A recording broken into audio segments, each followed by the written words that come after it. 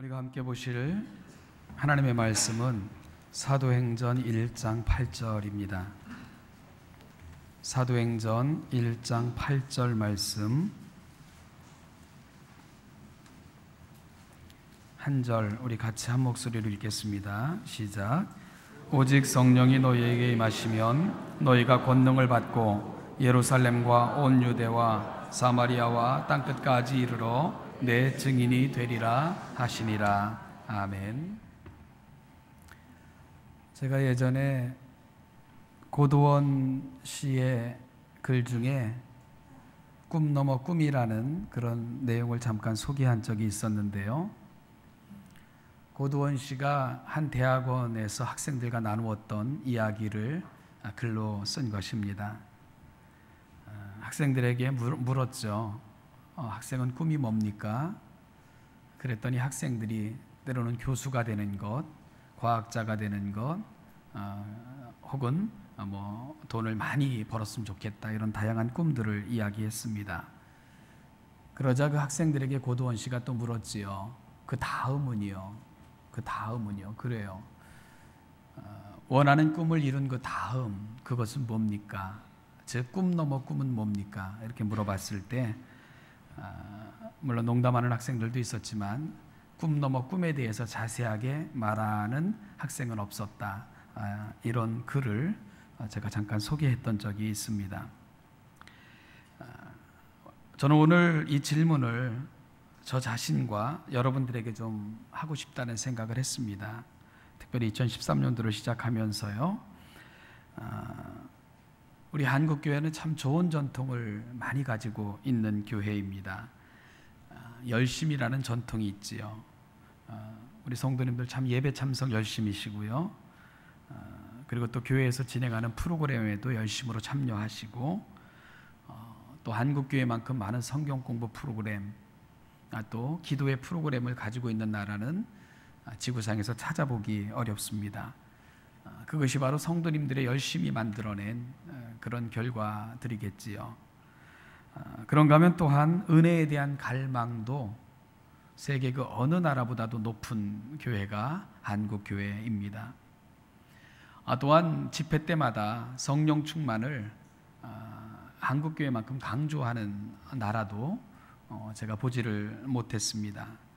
참 좋은 일이라고 생각을 합니다. 모이는데 열심히 있고요, 배우고 익히는 일에 최선을 다하고 늘 은혜를 갈망하고 성령 충만을 구하는 교회, 이 좋은 전통들이 계속해서 한국교회의 모습으로 남기를 바라고, 2013년도 우리 신천교회도 이런 모습들을 우리가 전통으로 만들어갔으면 좋겠다, 이런 생각을 하고 그런 소망을 간절히 가져봅니다. 그런데요, 우리에게는 한 가지 질문이 좀 빠져 있지 않나, 그런 생각을 해봅니다. 그 다음은? 이라는 질문입니다. 성령 충만 받은 그 다음은, 은혜 받은 그 다음은, 우리가 깨닫고 배움을 경험한 그 다음은, 바로 그 다음에 대한 문제들이 너무 약해져 가고 있는 것이 우리의 모습은 아닌가, 이런 생각을 해봤습니다. 바로 그 질문을 하는 데는 우리가 많이 실패하고 있지 않나, 이런 생각을 해봤습니다. 사실 이렇게 가야지 맞다는 생각을 했어요. 누군가가 설교를 듣고는 목사님 정말 은혜 많이 받았습니다. 그러면은 그 말을 들은 목사는 좋겠지요. 그런데 그것으로 끝나는 것이 아니라 내 설교가 은혜를 끼쳤구나, 이런 것이 아니고 진지하게 그렇게 고백하는 성도들에게 목회자는 또 질문해야 되겠지요. 그 다음은요? 이런 질문 말입니다. 오늘 본문은 바로 그 이야기를 하고 있습니다. 예수님은 승천하시면서 평소 하셨던 그 약속을 다시 두고 떠나는 제자들에게 확인해 주셨습니다. 바로 성령을 보내시겠다는 약속을 확인하셨습니다. 이제 멀지 않아 제자들은 예수님께서 승천하시고 난 후 약속된 대로 성령이 오시는 것을 경험하게 될 것입니다. 그런데 성령을 보내주시는 데는 이유가 있다는 것입니다. 그 자체로 만족하거나 그 자체를 사랑하거나 그 자체를 목적으로 주어지지 않는다는 것입니다. 그 다음은 예수님은 그 얘기도 함께하고 계시는 거죠. 바로 성령이 오신 후, 성령으로 충만한 후, 성령이 오셔서 우리에게 은혜를 주신 후, 바로 주님은 그 다음 이야기가 중요하다고 말씀하고 계시는 것입니다. 성령으로 충만한 그 다음 말입니다. 구약 성경을 보면 아주 유명한 사제지간이기도 했고요. 사제지간이라기보다도 후계자이기도 한 아주 두 명의 유명한 우리가 선지자를 만나게 됩니다. 엘리야와 엘리사입니다. 엘리야가 승천하기 전에 후계자인 엘리사에게 이렇게 물었습니다. 엘리야가 엘리사에게 이르되 나를 너에게서 데려감을 당하기 전에, 하나님께서 데려가실 때가 가까웠다는 걸 아는 거죠. 내가 너에게 어떻게 할지를 구하라. 그러면은 그 일을 위해서 엘리야가 줄 수 있는 건 아니고요. 그 일을 위해 함께 기도하겠다. 그리고 하나님으로부터 간청하겠다. 그런 이야기일 것입니다. 그러자 엘리사가 엘리야에게 이렇게 구하지요. 당신의 성령이 하시는 역사가 갑절이나 내게 있게 하소서. 당신보다 2배나 능력 있는 사람이 되기를 원합니다. 이런 요청을 엘리사가 엘리야에게 했습니다. 그러자 엘리야가 엘리사에게 뭐라고 대답을 했는 줄 압니까? 네가 어려운 일을 구하는도다 그랬어요. 어려운 일을 구하는도다. 엘리야는 무슨 이야기를 하고 싶은 것일까요? 바로 성령이 하시는 역사가 당신을 통해서 하신 일보다 갑절이나 있기를 바랍니다. 네가 그렇게 요청했는데 그거 쉬운 일 아니다. 그렇게 말씀하고 계신 것입니다. 여러분, 왜 그렇죠? 왜 그게 쉬운 일이 아니죠? 신나는 일 아닌가요? 성령의 능력이 그 대단한 엘리야가 어떤 선지자입니까? 정말 대단했던 선지자 아닙니까? 하늘에서 불을 내린 선지자. 때론 병거보다도 빨리 달리기도 했고요. 겉옷을 이리저리 치면 물이 갈라지기도 했던 능력의 선지자. 그런데 엘리사가 당신이 성령을 받아 행했던 그 능력의 갑절을 내가 원한다 이렇게 얘기를 했던 것입니다. 그럼 대단하지 않습니까? 얼마나 대단한 일이겠어요. 성령이 갑절이나 임해서 그것보다도 더 엄청난 일을 행하면. 그런데 엘리야는 뭐라고 말하냐면 네가 어려운 일을 구하는구나. 네가 어려운 일을 구하는구나. 그렇게 대답을 합니다. 참 힘들고 어려운 길을 택하였구나. 이런 말씀이 되는 것입니다. 왜 그렇죠? 성령이 충만한 사람으로 사는 길, 그건 결코 쉬운 길이 아니라는 것을 엘리야는 알고 있기 때문입니다. 여러분, 성령으로 충만하여 능력을 받는 것은 사람들의 환호와 그런가 하면 사람들의 감탄과 사람들의 칭찬의 대상이 되는 것이 아니라는 것을 엘리야는 알기 때문에 그런 것이지요. 성령으로 충만하다는 것, 능력을 받는다는 것은 신비한 말을 하거나 신유나 입신 등 정말 보통 사람들은 하지 못하는 것 같은 신비한 일을 행하는 것, 그것을 의미하는 것이 아니라는 것을 엘리야는 분명히 알았기 때문에 그런 것입니다. 그러면은 지금 엘리사가 구하고 있는 일, 그리고 엘리야가 참 네가 어려운 것을 구했구나 하고 말했던 그 길은 어떤 길이기 때문에 그런 것일까요? 다시 사도행전 1장 8절로 우리가 가보기를 원합니다. 주님은 승천하시기 전에 성령으로 충만하게 되는 사건이 발생하게 될 것을 약속하셨습니다. 여러분, 성령으로 충만하게 되면 어떤 일이 발생을 하는가요? 증인이 될 것이다 그랬어요. 증인이 될 것이다. 그런데 초대교회에서는 증인과 순교는 같은 개념으로 사용되고 있다는 것을 우리가 알지 않습니까? 성령으로 충만하면 증인이 되어질 거다. 수동태입니다. 되어지는 거예요. 그렇게 될 것이다. 그렇게 말씀하고 계시는 것입니다. 여러분, 왜 수동태로 사용이 되고 있는 줄 아세요? 성령으로 충만하다는 것은 그 이후로는 내 삶의 주인이 내가 아니기 때문에 그렇습니다. 성령의 인도하심과 성령의 생각하시게 하심을 조차, 성령의 말하게 하심을 조차 말하고 생각하는 전적인 성령의 사람이 되기 때문에 수동태로 그렇게 사용되고 있는 것입니다. 그러면서 성령님께서 너희 가운데 오실 거다. 그러면은 성령으로 말미암아 너희들이 증인이 될 것이다. 바로 초대교회 성도들에게 성령님께서 찾아가셔서 그들 속에 충만하게 거하셨던 이유는 그들을 복음의 증인이 되게 하시기 위함이다. 예수님은 이렇게 설명하고 있는 것입니다. 여러분, 그래서 정말 오직 성령이 너희에게 임하시면 너희가 권능을 받고, 그렇습니다. 권능을 받겠다고 얘기해요. 그런데 사람들은 그 권능에 주목을 하는 거죠. 그래, 권능 좋겠다. 정말 방언을 말하고 신유를 이야기하고, 그 다음에 특별한 능력을 행하고, 능력 받아, 그래서 성령 충만한 능력이라고 그렇게 생각하는 잘못된 그런 생각이 우리 가운데 찾아오게 된 것입니다. 물론요, 능력이 임했죠. 어떤 능력이 임했습니까? 그들이 평생 해보지도 못했던 말들이 그들의 입을 통해서 그렇게 말해지는 그 능력을 경험했습니다.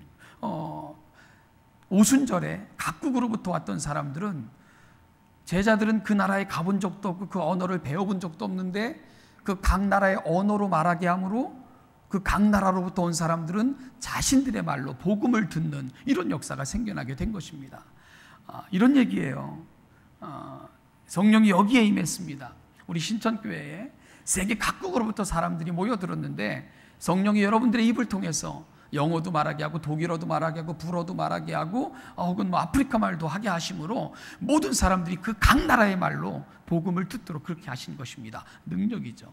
정말 큰 능력이 그들 가운데 임했습니다. 그런데요, 그것은 항구적으로 주어진 능력이 아니라는 것입니다. 그때만 주어진 일시적이고 특별한 능력이 그때 복음을 들어야 되게 하기 때문에 하나님께서 오순절에 거기에 있는 제자들의 입을 그렇게 열어서 사용하신 것뿐이라는 것을 우리가 분명히 알아야 됩니다. 그러면 진정한 능력은 뭔가? 오순절 성령께서 그들 가운데 임하셨을 때 그들이 받았던 특별한 능력은 뭔가? 그럴 때 담대함의 능력이었습니다. 담대함의 능력.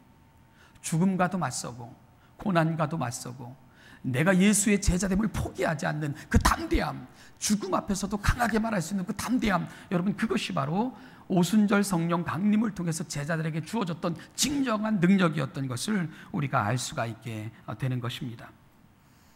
예수님이 십자가에 못 박혀 돌아가실 때 그들은 비겁한 자들이었습니다. 십자가에서도 비겁했지만 십자가 이후의 삶은 더 비참했습니다. 문을 꾹꾹 걸어 잠그고 외부 출입도 마음대로 하지 못했고요. 누군가 와서 문을 두드리면 빼꼼히 마치 이렇게 철로 걸어놓은 것처럼 누군가 확인하고 사람을 만날 정도로 그렇게 불안한 삶을 살았던 것이 제자들의 삶이었습니다. 마음대로 밖으로 나가지도 못했습니다. 그런데 성령님께서 그들에게 오셨을 때에 그들은 어떻게 바뀌게 됩니까? 관원들을 향해서도 외치고 죽음과 직면에서도 그들의 입을 막지 못하는 이런 담대함의 사람들로 바뀌고 있는 것을 우리가 볼 수가 있게 됩니다. 물론요, 많은 우여곡절이 있었지만, 많은 시행착오도 있었지만 결국 그들은 예수님께서 말씀하신 대로 예루살렘과 온 유대와 사마리아와 땅끝까지 이르러 증인이 될 수 있는 그러한 복음의 증인으로 바뀌어 나가는 것을 우리가 볼 수가 있게 됩니다. 그것이 바로 성령님이 오셨던, 성령으로 충만케 하셨던 진정한 이유였던 것을 우리가 확인할 수 있는 것입니다. 성령은 그렇게 해서 오신 거고요. 그리고 성령이 충만한 사람들이 보여주었던 삶의 모습, 그것은 바로 담대함이었고 복음을 향한 증인, 바로 맡겨준 그 사명의 자리였던 것을 우리가 분명히 알 수가 있게 됩니다. 성령으로 충만했던 사람들은 그 자체에 만족하고 그것 자체를 추구한 것이 아니라는 말씀입니다. 엘리사는 이것을 놓치고 있었던 것입니다. 그는 엘리야를 보았습니다. 스승을 볼 때 정말 대단했습니다. 그래서 그의 능력을 사모했습니다. 그리고 그보다 더한 능력의 사람이 됐으면 좋겠다는 바람을 갖게 됐던 것입니다. 그래서 이제 승천하기 직전에 내가 너를 위해 구할 것, 하나님으로부터 요청할 것이 무엇이냐 하고 엘리사에게 이야기했을 때 엘리사는 당신이 성령을 받아 행한 그 능력의 갑절이 내게 있기를 바랍니다, 그렇게 요청했던 것입니다. 그런데요, 그의 스승 엘리야는 이것이 얼마나 힘든다는 것을, 이것이 얼마나 힘든 요청이라는 것을 알았다는 것이지요. 하나님의 영이 누군가에게 충만하게 부어지는 것, 그것은 그 자체에 목적이 있는 것이 아니라는 것을 엘리야는 분명히 알았기 때문에 그랬던 것입니다. 얼마 전에 저희 학교의 그 개강 수련회 때 한국교회에서 꽤 잘 알려지신 분이 오셔서 이렇게 그 세미나 겸 또 후에 부흥회를 인도하셨던 적이 있습니다. 그런데 이제 그분이요, 그 세미나 중에 그런 말씀을 하셨어요. 사람들이 흔히 신앙생활을 착각하는데 그것은 늘 낭만적인 결론을 꿈꾼다는 것입니다. 마치 동화 속 한 장면을 계속 연상한다는 거예요. 여러분, 다 동화가 그런 건 아니지만, 비극적인 동화도 있지만 대부분의 동화는 어떻게 끝납니까? 왕자와 또 공주가 만나서 우여곡절을 다 겪고 나선 결국은 결혼에 꼴이 나게 되고, 아니면은 왕자와 정말 이렇게 고난을 당했던 그 누군가가 그 고난을 다 극복하고 만나가지고는 그 이후 오랫동안 행복하게 잘 살았습니다. 그게 이제 동화잖아요. 그런데 우리 신앙생활을 마치 동화처럼 생각한다, 이런 말씀을 하시더라고요. 그러면서 재밌는 얘기를 하셨어요. 그 다음이 문제인데 그렇잖아요. 사랑하는 것까지는 문제가 아니죠. 결혼한 다음이 문제죠. 결혼하고 나면 그때부터 삶이라는 벽이 딱 버티고 있는 거 아닙니까? 너무 좋아서 콩깍지가 껴서 결혼했더니 며칠 지나잖아 성격 차이가 드러나고, 저렇게 게을렀어? 뭐 이런 것도 보이고, 애 생기고 나면 지지고 볶아야 되고, 숱한 문제들을 가지고 논쟁해야 되고, 그거 서로 자존심 포기하지 못해서 늘 다퉈야 되고, 이제 삶이 찾아오는 거죠. 삶이. 때로는 삶에 대한 어떤 그 무기력이 찾아오기도 하고, 그런 거죠. 그래서 사실은 삶의 이야기는 그들이 어려운 난간을 극복하고 결혼해서 잘 살았다가 아니라 결혼했고 그 다음, 그것이 바로 삶의 이야기다, 이런 얘기를 하시더라고요. 그래서 결코 삶은 낭만이 아니다, 그렇게 이야기하면서 신앙도 결코 동화 같은 것이 아니다, 이런 말씀을 하셨습니다. 웃고 넘기기에는 너무나도 많은 것을 시사해주는 그런 이야기였는데요. 여러분, 우리가 2013년도 우리 신천교회가 함께 이루어갈 목표를 지난주에 이제 우리가 비전 선포식을 하면서 부르심의 소망을 알자 그랬습니다. 부르심의 소망을 알자. 부르심, 그건 대단한 사건인 건 맞죠. 하나님께서 우리를 향해 갖고 계셨던 그 하나님의 꿈이 그 부르심의 사건 속에서 이루어지는 거 아닙니까? 우리에게는 너무 멋지고 신비한 사건인 것입니다. 그런데 그것은 시작점이지 종착점이 아니라는 것입니다. 구원은 시작이지 끝이 아니라는 그런 말씀입니다. 하나님의 부르심은 하나님의 꿈, 즉 우리를 향한 오랜 바람의 완성이실 것입니다. 그렇지만 그 부르심의 소망은 바로 우리를 향한 하나님의 꿈 넘어 꿈인 셈이죠. 부르심이 시작이라면 부르심의 소망은 꿈 넘어 꿈이 될 것입니다. 그리고 진짜 신앙의 삶은 그 하나님의 꿈 넘어 꿈을 바라볼 수 있는, 바로 성경은 우리에게 그것을 요청하고 있는 것입니다. 우리가 지난주에 월요일, 화요일 이제 그 교단 재직 세미나를 했습니다. 그 강사님이 먼저 진단을 좀 합시다 그러면서 한국교회 문제에 대해서 많이 이야기를 하면서 말씀을 풀어 나가셨습니다. 참 귀한 시간이었는데요. 한국교회 문제 많죠. 그리고 너무나도 쉽게 우리들도 그 비난에 동참을 합니다. 한국교회에 대해서 마치 나는 아닌 것처럼 그렇게 비난에 쉽게 동참을 합니다. 그런데 그러면서 우리가 한 가지 잊고 있는 것이 있습니다. 그것은 뭐냐 하면 바로 우리가 한국교회라는 사실을 잊고 있는 거죠. 바로 내가 한국교회라는 것을 잊고 있는 것입니다. 바로 여러분이 한국교회인 거예요. 바로 내가 한국교회인 것입니다. 그러니까 한국교회를 향해서 욕하고 소망이 없어 그렇게 이야기하는 것은 우리 스스로를 정죄하는 거죠. 우리 스스로를 향해서 소망이 없다고 머리를 흔드는 꼴이 돼버리고 마는 것입니다. 그럼에도 불구하고요, 우리 역시 진단을 해야 됩니다. 왜 한국교회는 이런 심각한 문제에 직면할 수밖에 없게 되었는가? 저 나름대로 진단을 해보면 목표 지점이 잘못 설정되었기 때문이 아니겠는가? 저는 이런 조심스러운 진단을 내려보게 됩니다. 성령 충만이 늘 목표였기 때문인 거예요. 은혜 받는 것이 늘 목표였기 때문입니다. 내 만족함이 늘 신앙의 목표였기 때문인 것입니다. 그러다 보니까 우리는 늘 능력을 구했습니다. 우리는 늘 신유를 구했고요. 우리는 늘 방언을 구했고, 우리는 늘 성령 충만을 그렇게 외쳐댔습니다. 심지어 어떤 교단은 방언을 하지 못하면은 은혜 받지 못한 자이며 구원받지 못한 자라고까지 얘기하는, 웃지도 못하는 정말 말도 안 되는 이런 엉터리 같은 이야기를 서슴없이 하고, 그래서 사람들은 억지로라도 연습해서라도 방언을 하고 싶어하는 이런 기현상을 보이고 있는 교회가 바로 한국교회가 되어버렸다는 것입니다.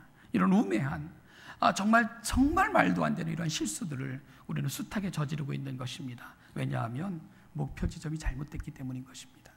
목표 지점이 받는 것, 내 안에 충만한 것, 그래 내가 소유하는 것, 여기에 우리의 목표가 가 있었기 때문이 아니겠는가, 이런 생각을 하게 되는 것입니다. 여러분, 그것이 목표가 되면 어디로 가는 줄 아십니까? 자랑으로 가고 자기 과시로 가고 신앙의 계층화, 계급화로 가게 되는 것입니다.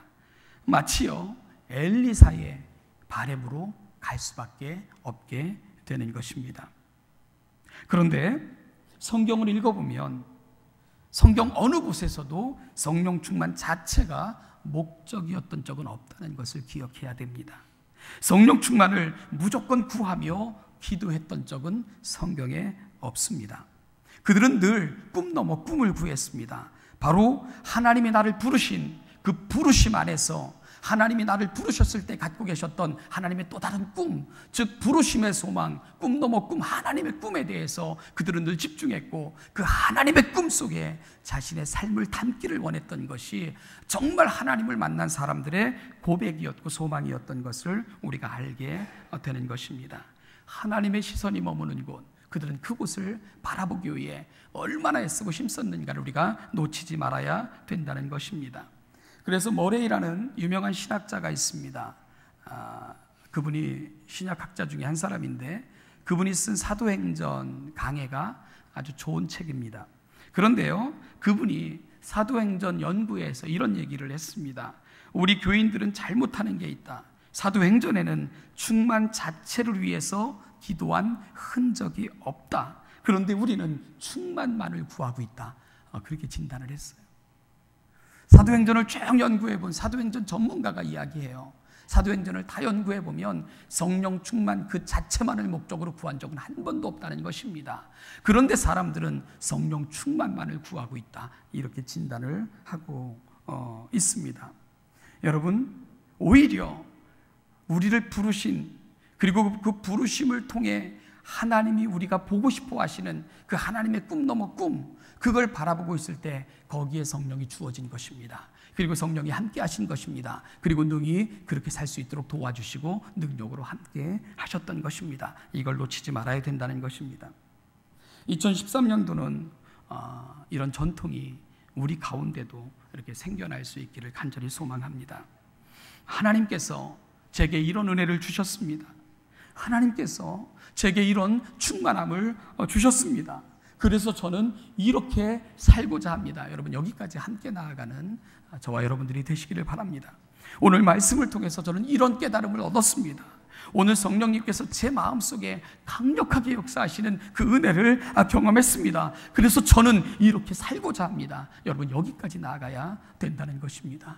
느낌으로, 만족으로, 감격으로 그저 주저앉아 그걸 붙들고 사는 것이 아니라, 그래서 나는 이렇게 살겠습니다 하는 것까지 나아가는 것, 그것이 바로 하나님이 우리에게 주셨던 진정한 하나님의 마음인 것을 함께 깨달을 수 있게 되기를 간절히 소망합니다. 오직 성령이 너희에게 임하시면 너희가 이렇게 되리라. 너희가 이렇게 되리라. 결국 성령 충만이 필요한 것은 여기가 아니고 바로 거기인 것을 계속해서 말씀하고 계신 것 아니겠습니까? 증인으로 살아가는 그 자리, 바로 그 자리를 위해서 성령이 너희 가운데 오실 거다. 그리고 충만히 거하실 거다. 예수님도 그렇게 말씀하고 계신 것입니다. 참 재미있는 것은요, 사도행전 1장을 보면 예수님께서 약속하신 성령을 기다리라고 말씀을 하셨습니다. 그래서 그들은, 이 120문도가 되는 성도들은요, 한 자리에 모여가지고 끊임없이 기다렸습니다. 어떻게 기다렸죠? 기도하면서 기다렸습니다. 그런데 사도행전 1장을 읽어보면 기도하는 자리에 성령이 오셨다는 기록은 없습니다. 기도하시는 자리에 성령이 오셨다는 기록이 없어요. 오히려 2장 1절에 보면 기도실을 떠나서 그들의 삶의 현장, 다시 오순절이 되니까 많은 사람들이 모인 그 자리로 제자들이 나아갔을 때 성령이 그들 가운데 임했다고 성경은 우리에게 가르쳐주고 있습니다. 그들에게 성령이 임한 것입니다. 여러분, 왜 성령이 그때 거기에 임했죠? 그 필요하니까. 그들의 입을 열어 각국의 언어로 말하게 하신 것입니다. 그리고 각국에서 온 사람들은 그들의 입으로 나오는 말씀을 통해 복음을 듣게 됐고요, 그렇게 복음을 들은 사람들이 또다시 자신의 고향, 자신의 처소로 돌아갔을 때 그들이 교회를 세우게 되는 것입니다. 안디옥 교회가 그렇게 세워진 것입니다. 로마 교회가 그렇게 세워진 것입니다. 그리고 각지에 흩어진 사람들이 가는 곳마다 그렇게 교회를 세워 오늘 우리에게까지 이렇게 복음이 증거되게 됐던 것입니다. 결국요, 여러분, 성령 충만은 어떻게 경험할 수가 있는가? 성령 충만은 왜 필요한가? 물론요, 기도할 때, 말씀을 들을 때, 연구할 때도 성령이 우리 가운데 충만하게 임재하시는 그 놀라운 일들을 우리가 경험할 수 있습니다. 매우 귀하고 신기한 것입니다.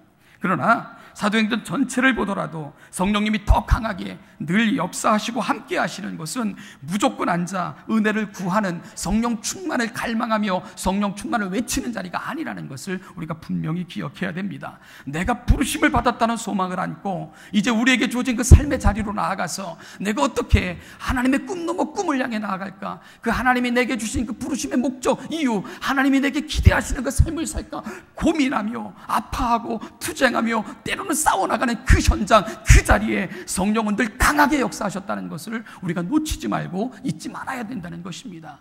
성령 충만은 그 자체가 목적이 아닙니다. 성령 충만은 감정이 아닙니다. 느낌이 아닙니다. 뭔가 다른 사람이 하지 못하는 신비한 능력을 내가 받는 것, 그것이 아닙니다.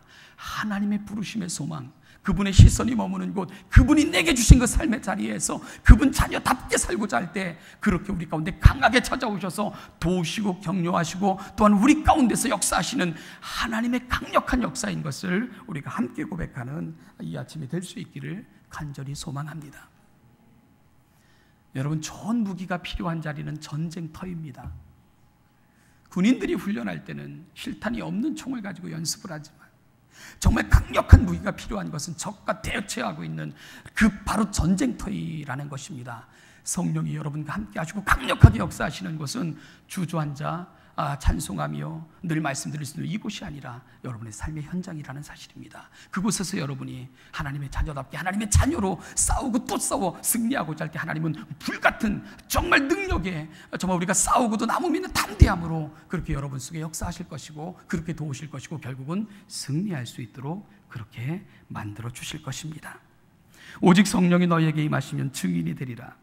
올 한 해 성령님으로 충만할 뿐 아니라 성령님으로 충만한 사람들은 그 다음은, 여러분 이 설문을 잊지 마시고 여러분들이 살아가는 삶의 자리에서 여러분이 하나님의 은혜를 받았고 부르심을 받았다는 것을, 그리고 성령님이 여러분 속에 있다는 것을 여러분의 삶의 자리에서 충분히 드러내셔서 하나님의 영광, 그 부르심의 자리 속에서 그 영광을 마음껏 드러내시는 우리 신천의 복된 성도들 다 되시기를 주님의 이름으로 축복합니다. 성령님께서 그럴 때 여러분을 격려하시고 도우시고 함께 하실 것입니다. 기도하겠습니다. 하나님 아버지 은혜와 사랑 감사합니다. 우리 가운데 이루신 엄청난 일들 감사합니다. 그런데 하나님, 이것은 시작인 것을 알기에 더 감사합니다. 우리와 함께 하실 것이고 세상에 우리를 통해 하나님의 나라를 보여주실 것이고 우리가 살아가는 삶의 자리에서 세상은 우리를 통해 하나님의 능력을 보게 하실 것을 알기에 감사를 드립니다. 하나님 아버지, 이 사실 우리의 가슴에 품고 하나님의 자녀가 부르심을 받았음에 그 부르심의 소망을 안고 우리의 삶의 자리에서 하나님의 자녀답게 하나님의 자녀로 하나님의 그 형상으로 살아가고자 할 때 그렇게 찾아오셔서 물붓듯 불같은 성령으로 충만케 하시는 그 은혜를 마음껏 경험하고 세상을 그렇게 하나님의 능력을 보여주는 자들로 우리의 삶의 자리에서 그 하나님을 보여주는 자들로 살아갈 수 있는 신천의 모든 성도들이 되게 하여 주시옵소서. 감사드리며 예수님의 이름으로 기도하옵나이다. 아멘. 찬송합니다. 우리를 구속하시기 위해 친히 어린 양으로 오셔서 제물로 우리의 모든 죄를 속량하셨던 우리 주 예수 그리스도의 은혜와 우리를 향한 그 거룩한 부르심을 때를 넘어 시대를 넘어 그 아들 안에서 완성하셨던 아버지 하나님의 은총과 오늘도 그 은혜가 우리의 은혜 되게 하시고자 우리 곁에 서셔서 이 은혜를 우리의 은혜로 적용하시고 또한 우리 삶 가운데서 이 은혜 받은 자로 살기를 그렇게 갈망하시면서 탄식하시기까지 도우시는 성령님의 은혜가 2013년도 우리가 선물로 받았음에 하나님의 귀한 은혜인 줄 알고 우리가 살아가는 모든 삶의 자리에서 부름받으심, 또 하나님이 우리를 사랑하신 그 은혜를 마음껏 드러내며 하나님의 자녀됨을 보여주며 살아가기를 소망하는 모든 자들에게 그 은혜와 은총이 지금부터 영원까지 그 영원까지 함께 하시기를 간절히 축원하옵나이다. 아멘.